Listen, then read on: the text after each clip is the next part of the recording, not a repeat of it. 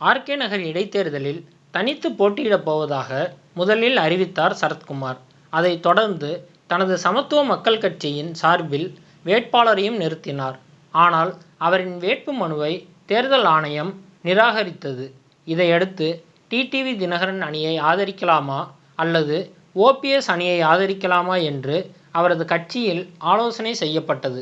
அவரது கட்சியினர் ஓபிஎஸ்ஐ ஆதரிக்க வேண்டும் என்று கோரிக்கை விடுத்தனர். ஆனால் சரத்குமார் தனது கட்சியினரின் விருப்பத்துக்கு மாறாக டிடிவி தினகரனை ஆதரித்தார். அப்போதே அவர் பணம் பெற்றுக்கொண்டுதான் டிடிவி தினகரனை ஆதரிக்கிறார் என்ற பேச்சு பலமாக எழுந்தது.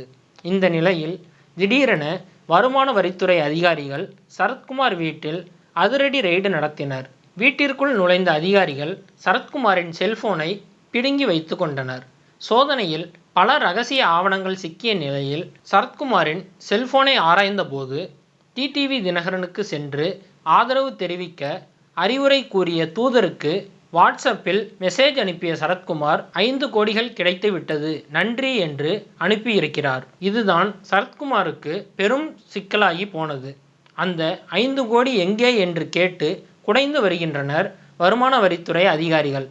உண்மை வெளியே வரும் வரை சரத்குமார் சார்ந்த அனைத்து இடங்களிலும் ரெய்டு நடக்கும் என்று மிரட்டியுள்ள அதிகாரிகள் ராதிகா அலுவலகத்திலும் ரெய்டு நடத்தியுள்ளனர். மேலும் இதுபோன்ற செய்திகளை தொடர்ந்து பெற்றிட தமிழ் ட்ரெண்டிங் சேனலை சப்ஸ்கிரைப் செய்யுங்கள். உங்கள் கருத்துக்களை கமெண்டில் பதிவிடுங்கள். நன்றி.